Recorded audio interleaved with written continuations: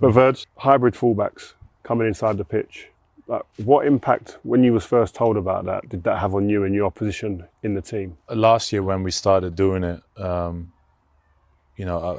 obviously when we had, for example, Trent, and that's in that case coming inside, then obviously I'm playing more in the middle because you shuffle a little bit and Become a free. Yeah, a little bit. Also because there's more space on the right hand side for us, and you just have to adapt your position. But we're only doing that obviously in order to get playing, like get the ball in the right position in order to attack the other side, and that's the main thing really. Now you have to be flexible. I think as a fullback you have to be able to, in the way we play, of course, not in every team does it, but in order to be able to read the situation, if the ball's on one side and you feel like the space on the inside and you can make more space for the winger, then you have to try and be able to adapt. And I think that's the big thing in the way we play. It's nothing is fixed, in obviously speaking about the fullbacks, it's about being able to adapt and eventually show your qualities. And I think obviously we speak about Trent, he's quite a good footballer, so Not bad.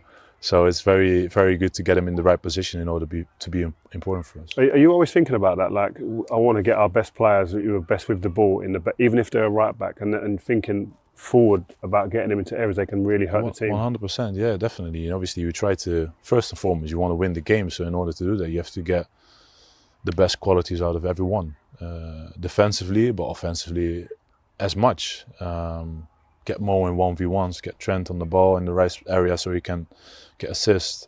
Get Jota 1v1 as well, or get Cody 1v1, or so we try to do that as well. And we all have the same goal, and that's winning games, and that's what you have to do. Because I remember when I played, I didn't really have to think about a lot of things. I had to think about my striker, and then me maybe getting the ball. Easy job you got though. Easy job, man. Wow. But 1v1 most of the time, but me against the striker, stop him, and then give it to the players that can play.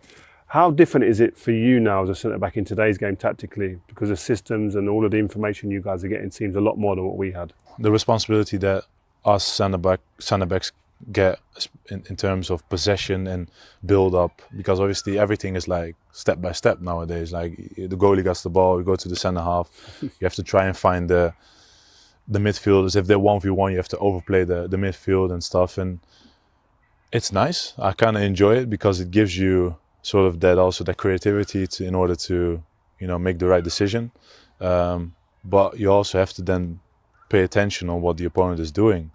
Obviously the first half against Ipswich, for example, they came guns blazing, 1v1, took all the risks that that they could take, and we obviously worked a lot on playing out and stuff beforehand, so we were a little bit too fixated on that in that case. And obviously when we came a bit more direct, obviously we heard them immediately, and things like that are small tweaks that you have to see on the pitch and have to discuss and obviously then show it as well. And I think Is that where you come in as the leader in the team sometimes, or is it open for maybe Trent to say that? Or I think everyone has to take that responsibility, but obviously like for us in the back, it's a little bit more visual. Like we actually see what's happening. If I get the ball and strikers coming and I see the three midfielders all men marked, and that means there is obviously at a certain point 1v1 up front, and then you have to adapt. The big diagonal one then. Yeah, Right. if someone is free there, then he can get it on his chest and go 1v1s, and obviously that's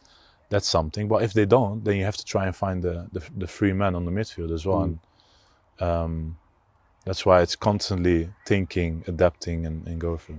That's one of the things I think I would have found more difficult playing. There's so much to think about now. You can't just focus on your own game. Yeah, no. That was what a lot of us was able to do in our time, and that's a big difference.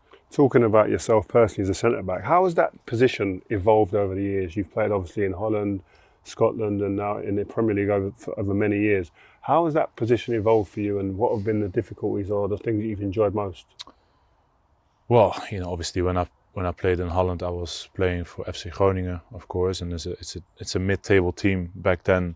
Obviously didn't always or every game had the ball like 60-70%, and I think in terms of the way centre backs has to play, I think it's it's about adapting on opponents. And obviously, I play at the club now where we have most of the time the ball as well. So you have to defend with big space in behind, and I'm very comfortable with that. I'm used to it.